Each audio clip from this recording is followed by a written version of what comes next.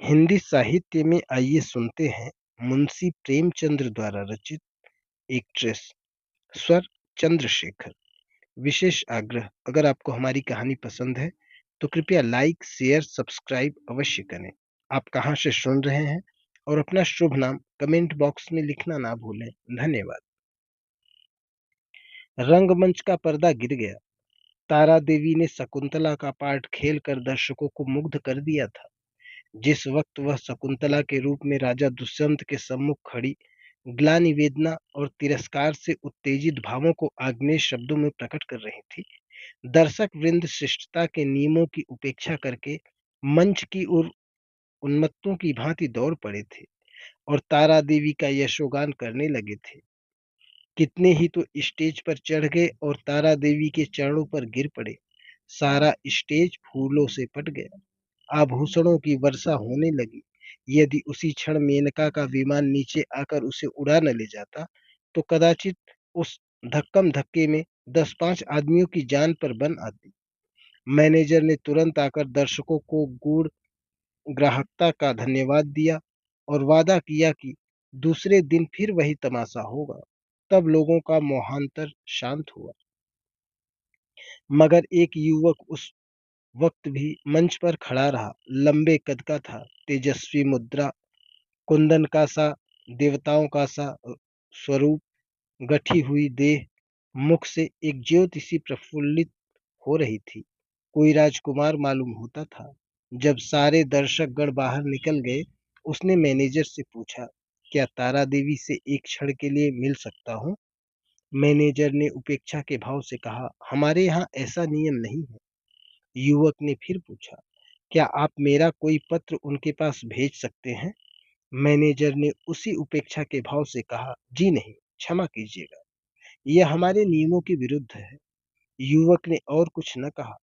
निराश होकर स्टेज के नीचे उतर पड़ा और बाहर जाना ही चाहता था कि मैनेजर ने पूछा, जरा ठहरिए, आपका कार्ड दे दीजिए। युवक ने जेब से एक कागज का टुकड़ा निकाला और उस पर कुछ लिखा और दे दिया। मैनेजर ने पुर्जे को उड़ती हुई निगाह से देखा। कुंवर निर्मल कांत चौधरी, ओबीई। मैनेजर की कठोर मुद्रा कोमल हो गई। कुंवर निर्मल कांत, शहर के सबसे बड़े रईस और तालुकेदार, साहित्य के उज्जवल रत्न, संगीत के सिद्धहस्त आचार्य, उच्च कोटि के विद्वान, 8-10 लाख सालाना के नफेदार, जिनके दान से देश की कितनी ही संस्थाएं चलती थी, इस समय एक क्षुद्र प्रार्थी के रूप में खड़े थे। मैनेजर अपने उपेक्षा भाव पर लज्जित हो गया। विनम्र शब्दों में बोला, क्षमा कीजिएगा, मुझसे बड़ा अपराध हुआ। मैं अभी तारा देवी के पास हुजूर का कार्ड लिए जाता हूँ। कुंवर साहब ने उससे रुकने का इशारा करके कहा, नहीं, अब रहने दीजिए, मैं कल 5 बजे आऊंगा। इस वक्त तारा देवी को कष्ट होगा, यह उनके विश्राम का समय है। मैनेजर, मुझे विश्वास है कि वह आपकी खातिर इतना कष्ट सहर्ष सह लेंगी। मैं 1 मिनट में आता हूँ। किंतु कुंवर साहब अपना परिचय देने के बाद अपनी आतुरता पर संयम का पर्दा डालने के लिए विवश थे। मैनेजर को सज्जनता का धन्यवाद दिया और कल आने का वादा करके चले गए। तारा एक साफ सुथरे और सजे हुए कमरे में मेज के सामने किसी विचार में मग्न बैठी थी। रात का वह दृश्य उसकी आंखों के सामने नाच रहा था। ऐसे दिन जीवन में क्या बार बार आते हैं? कितने मनुष्य उसके दर्शनों के लिए विकल हो रहे हैं, बस एक दूसरे पर फाट पड़ने के लिए। कितनों को उसने पैरों से ठुकरा दिया था, हाँ, ठुकरा दिया था, मगर उस समूह में केवल एक दिव्य मूर्ति अविचलित रूप से खड़ी थी। उसकी आंखों में कितना गंभीर अनुराग था, कितना दृढ़ संकल्प। ऐसा जान पड़ता था मानो दोनों नेत्र उसके हृदय में चुभे जा रहे हैं। आज फिर उस पुरुष के दर्शन होंगे या नहीं, कौन जानता है, लेकिन यदि आज उसके दर्शन हुए तो तारा उनसे एक बार बातचीत किए बिना न जाने देगी।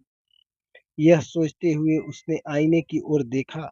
कमल का सा खिला था। कौन कह सकता था कि वह नव विकसित पुष्प 33 बसंतों की बहार देख चुका है।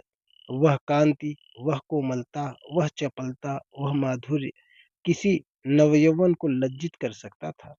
तारा एक बार फिर हृदय में प्रेम दीपक जला बैठी। आज से 20 साल पहले एक बार उसको प्रेम का कटु अनुभव हुआ था। तब से वह एक प्रकार का वैधव्य जीवन व्यतीत करती थी। कितने प्रेमियों ने अपना हृदय उसको भेंट करना चाहा था, पर उसने किसी की ओर आंख उठाकर भी न देखा था। उसे उनके प्रेम में कपट की गंध आती थी, मगर आज उसका संयम उसके हाथ से निकल गया। एक बार फिर आज उसे हृदय में उसी मधुर वेदना का अनुभव हुआ जो 20 साल पहले हुआ था। एक पुरुष का सौम्य स्वरूप उसकी आंखों में बस गया, हृदय पट पर खींच गया। उसे वह किसी तरह भूल न सकती थी। उसी पुरुष को उसने मोटर पर जाते देखा होता तो कदाचित उधर ध्यान भी न जा करती, पर उसे अपने सम्मुख प्रेम का उपहार हाथ में लिए देखकर वह स्थिर न रह सकी। सहसा दाई ने आकर कहा, बाई जी, रात की सब चीजें रखी हुई हैं, कहिए तो लाऊं।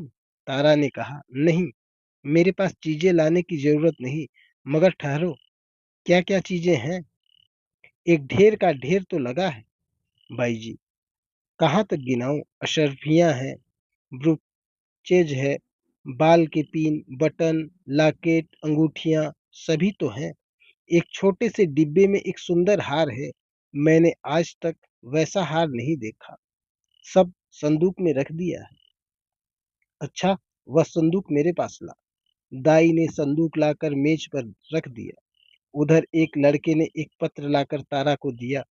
तारा ने पत्र को उत्सुक नेत्रों से देखा। कुंवर निर्मल कांत ओबीई। लड़के से पूछा, यह पत्र किसने दिया? वह तो नहीं जो रेशमी साफा बांधे हुए थे?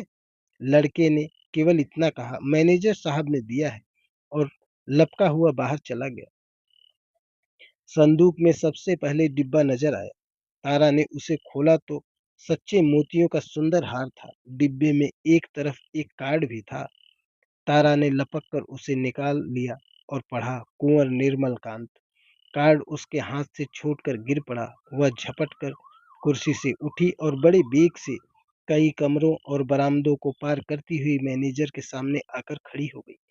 मैनेजर ने खड़े होकर उसका स्वागत किया और बोला, मैं रात की सफलता पर आपको बधाई देता हूँ।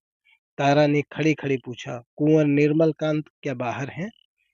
लड़का पत्र देकर भाग गया। मैं उससे कुछ पूछ न सकी। कुंवर साहब का रुका तो रात ही तुम्हारे चले आने के बाद मिला था, तो आपने उसी वक्त मेरे पास क्यों न भेज दिया?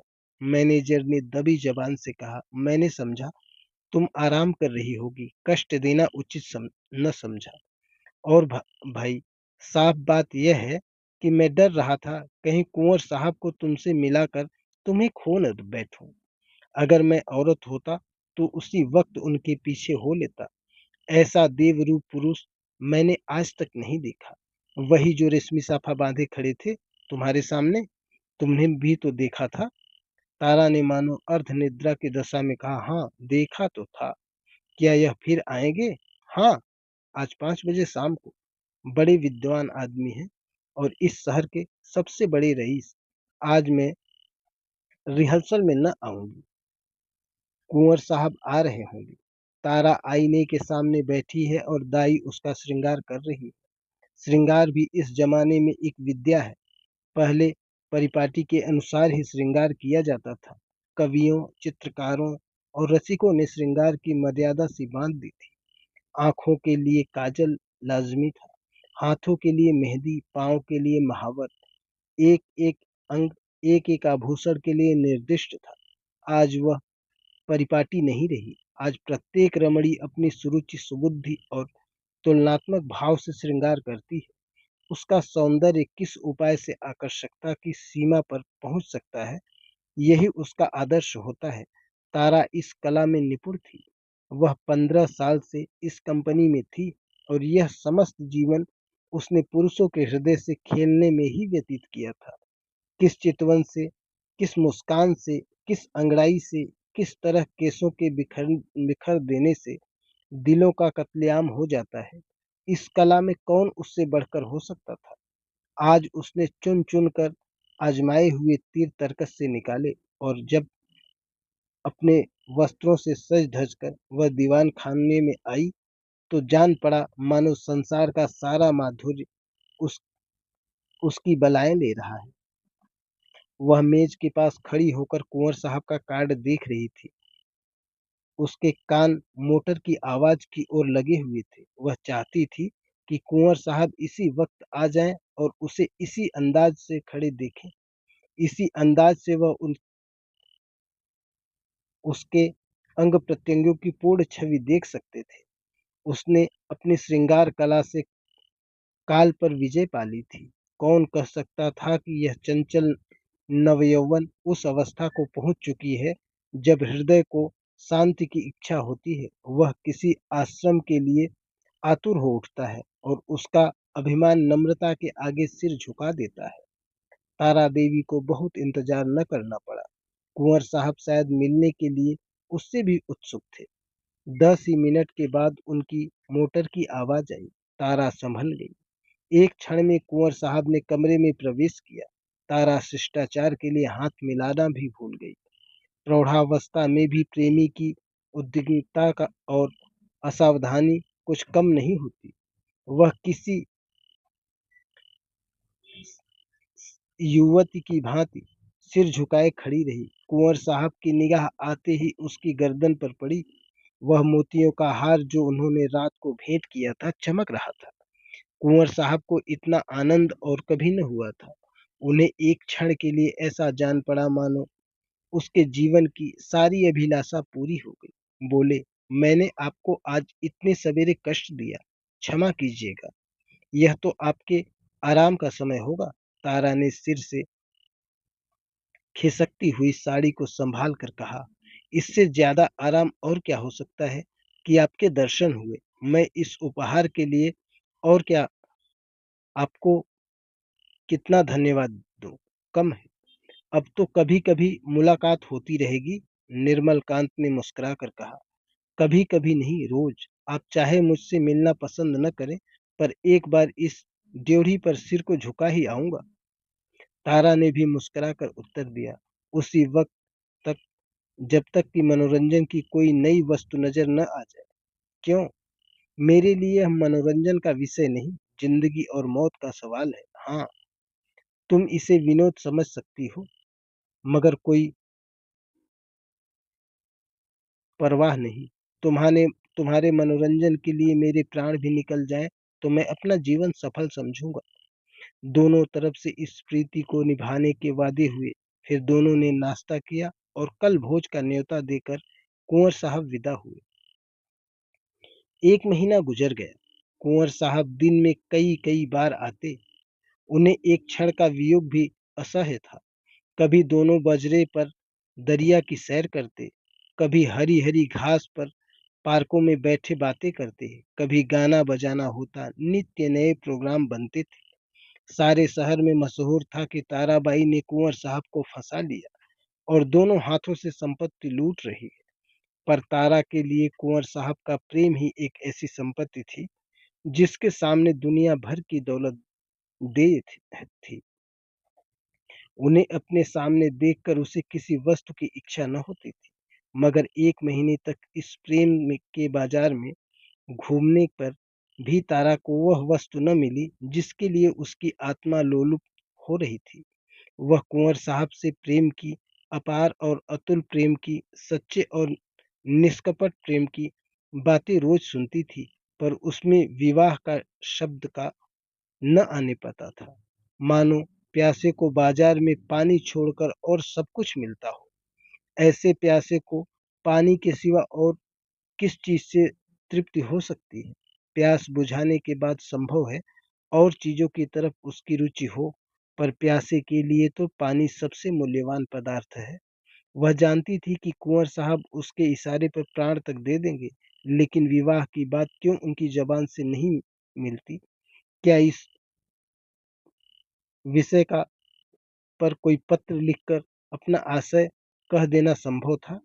फिर क्या वह उसको केवल विनोद की वस्तु बनाकर रखना चाहते हैं? यह अपमान उससे न सहा जाएगा। कुंवर के एक इशारे पर वह आग में कूद सकती थी।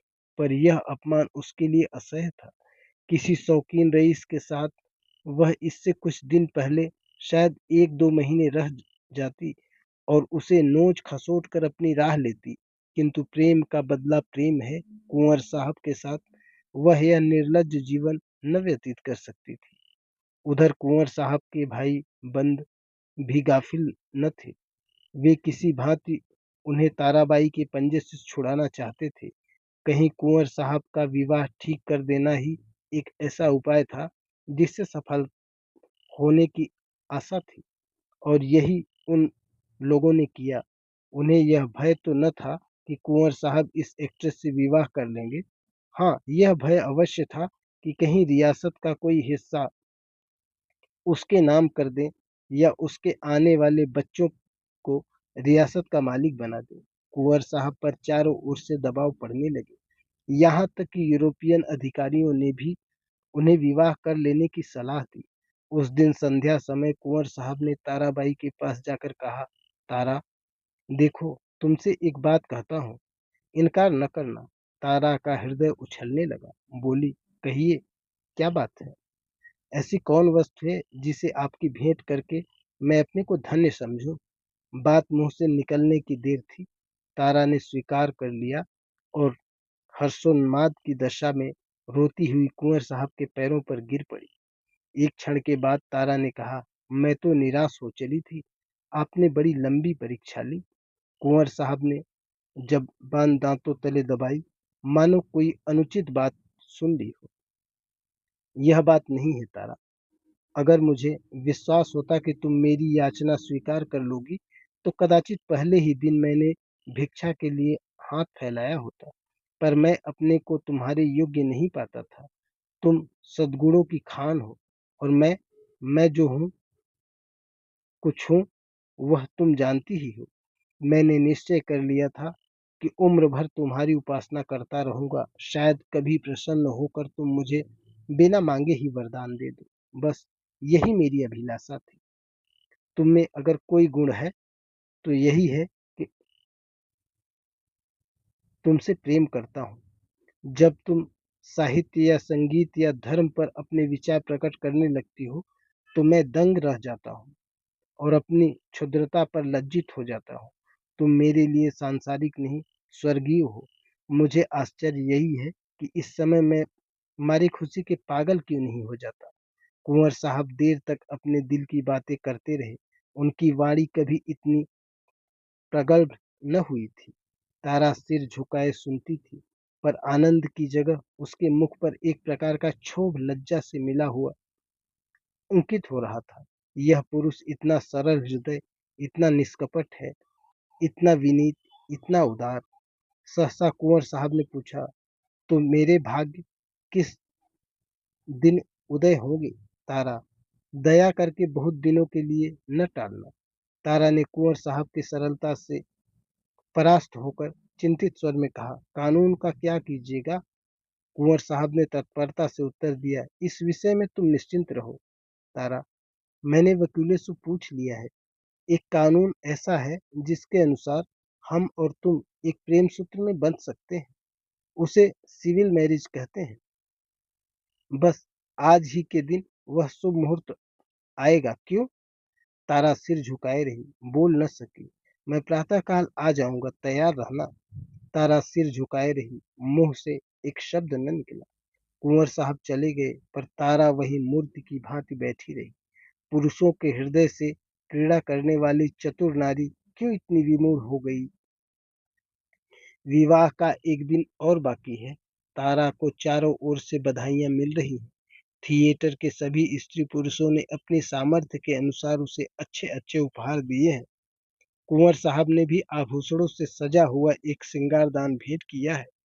उनके दो चार अंतरंग मित्रों ने भांति भांति के सौगात भेजे हैं, पर तारा के सुंदर मुख पर हर्ष की रेखा भी नहीं नजर आती। वह क्षुब्ध और उदास है।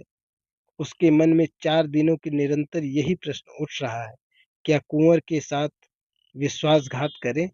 जिस प्रेम के देवता ने उसके लिए अपने कुल मर्यादा को तिलांजलि दे दी, अपने बंधुजनों से नाता तोड़ा, जिसका हृदय हिमकड़ के समान निष्कलंक है, पर्वत के समान विशाल, उसी से कपट करें? नहीं, वह इतनी नीचता नहीं कर सकती।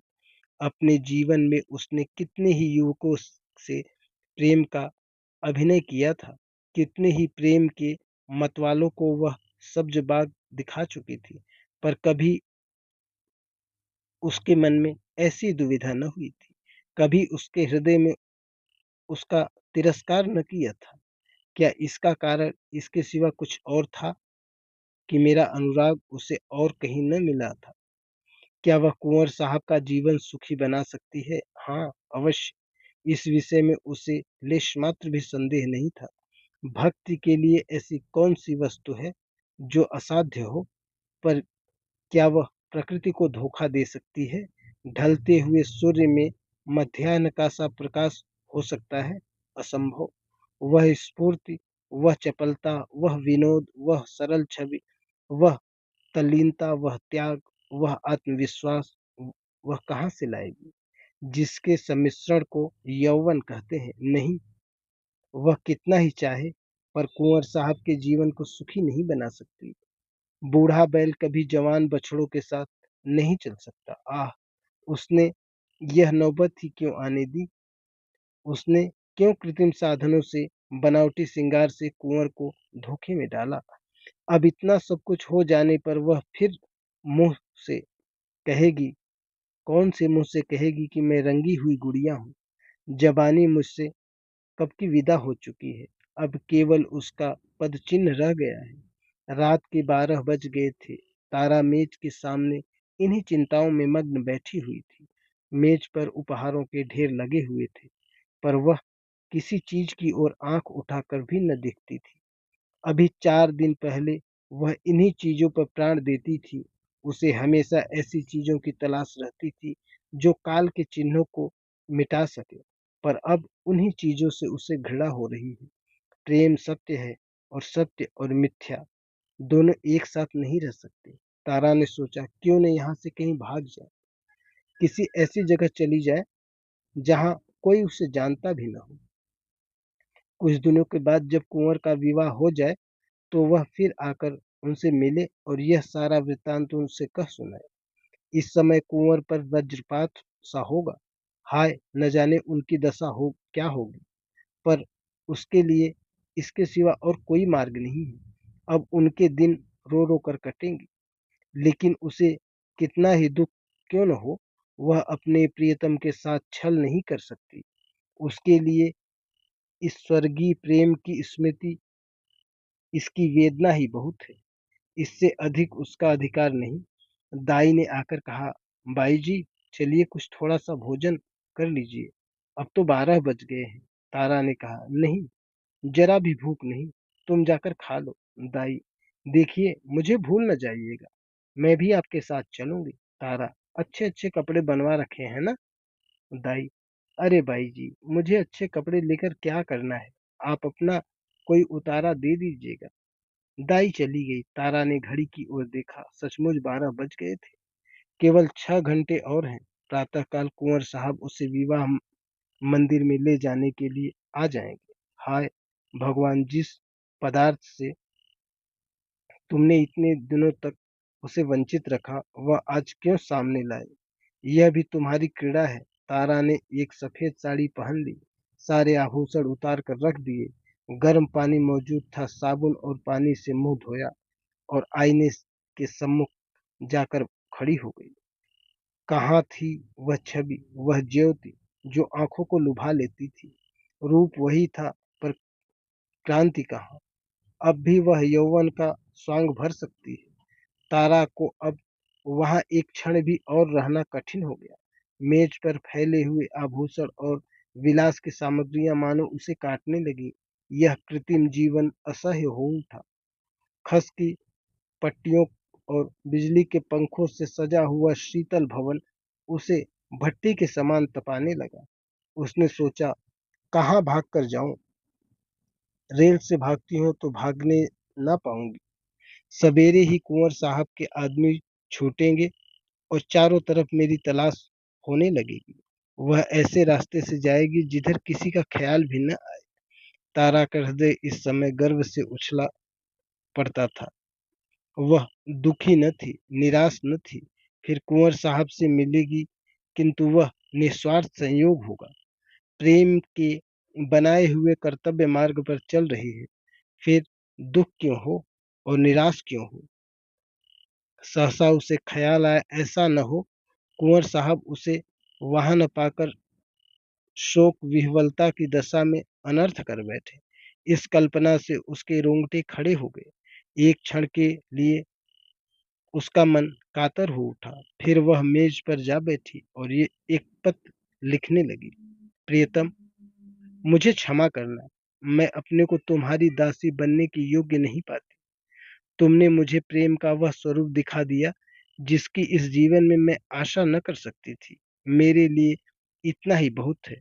मैं जब आऊंगी तुम्हारे प्रेम में मग्न रहूंगी। मुझे ऐसा जान पड़ रहा है कि प्रेम की स्मृति में प्रेम के भोग से कहीं अधिक माधुर्य और आनंद है।